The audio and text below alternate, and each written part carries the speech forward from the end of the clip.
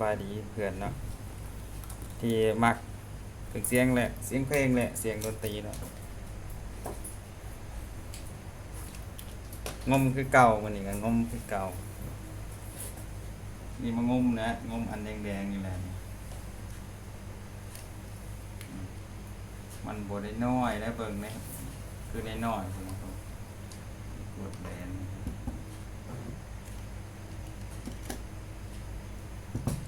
มาใส่อุปกรณ์เนาะเอโอนี่ก็มีซีคาปาซิเตอร์ประกอบจุดป้องกันลำโพงนะวันนี้นะมันมาแบบนี้แหละจุดป้องกันลำโพงเป็นสำเร็จมางมกันต่อนะ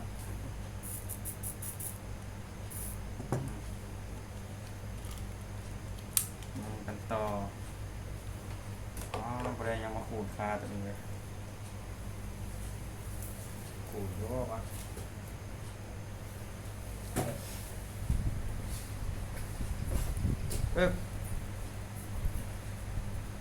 ขูดคาได้โอดกันเอาไง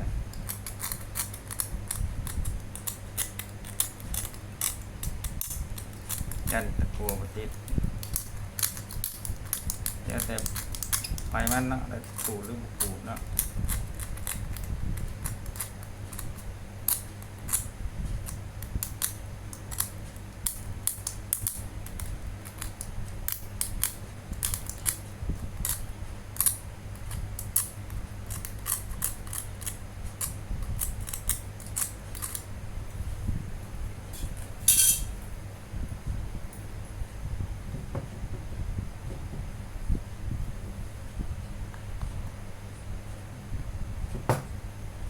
เดี๋ยวตัวนี้ก่อนแล้ว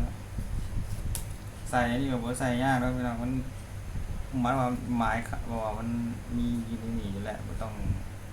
ประหยัดใส่พริกใส่ถึงเนาะใส่ลงไปโหลดเลยโหลด KVPC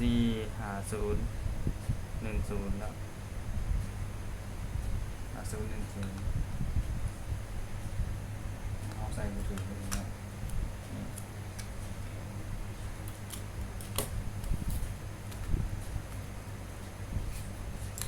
เอา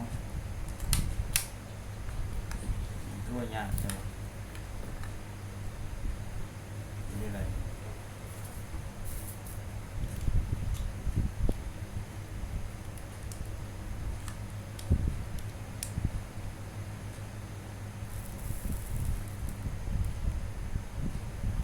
เตรียมคาเลยนะ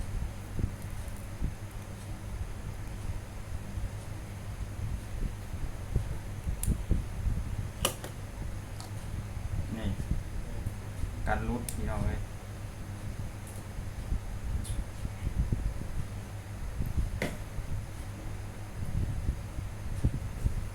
กันย่อยโป๊กลงไปแล้วนะ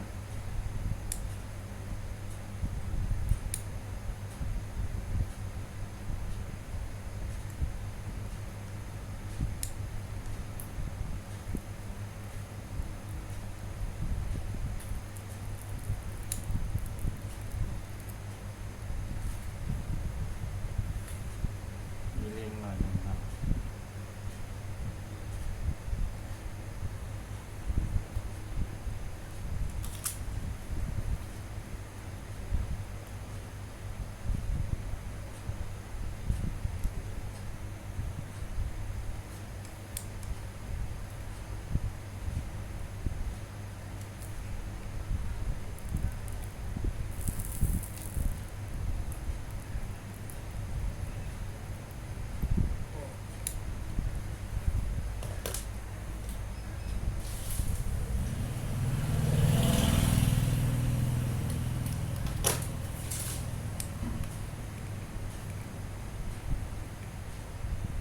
ละเลงเลยหวาน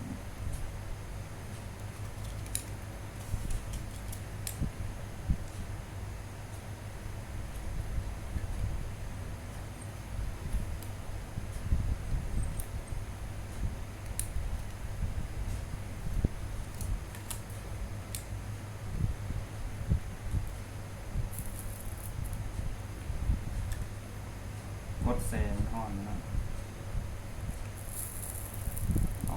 เคลียร์อะไร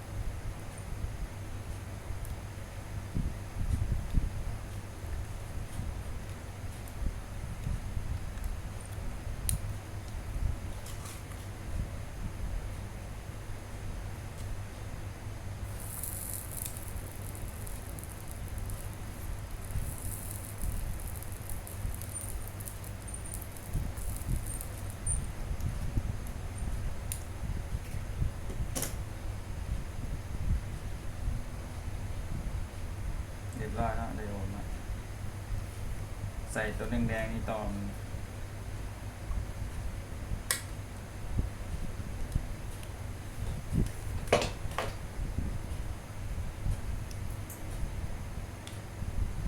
เบิ่งมันมีควบโคลบได้เลยนะนี่ปิ่นคือกันนี่ตัวขี่นี่เป็นรถโอ้แล้วก็บ่เป็นหยังนะโอ้เปิดต่อว่านะ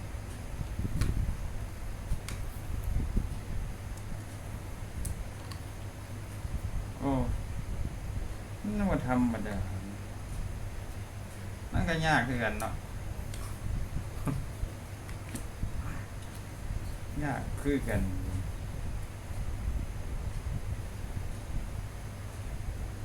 ยากอะไรใส่ยากคือกัน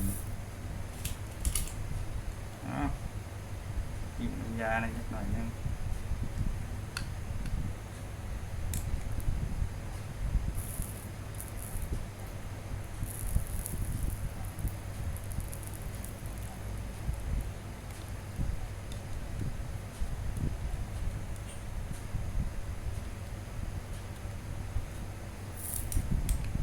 แปะให้เขาห่อนเลยตะกัวเคลียร์เลย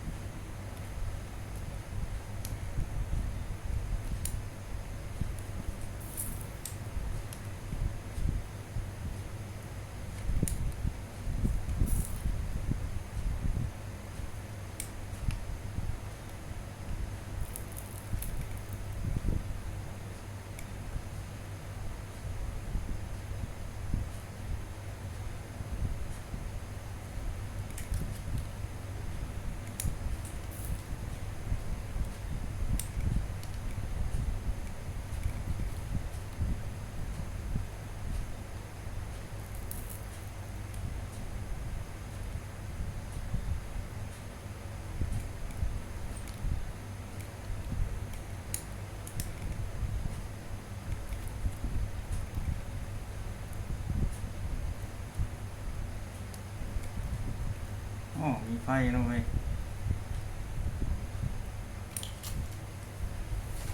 มีไฟข้างวะไฟมาทางนี้เสร็จสิ้นแล้วเรียบร้อยแล้วเรียบร้อยนะนี่สิประมาณเลยนะมันบ่เลอะเทอะเลยบ่ในน้อยๆเลยพี่น้อง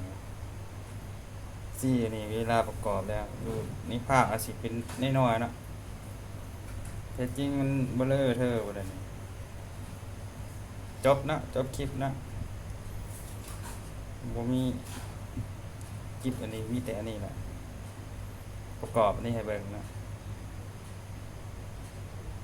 ผิดพลาดประการใดก็ขออภัยเนาะ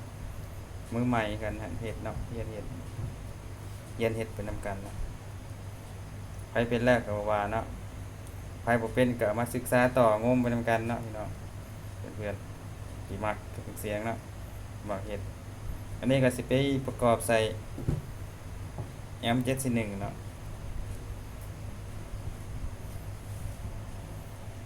ขอขอบใจเนาะติดตามตอนต่อไปได้เนาะ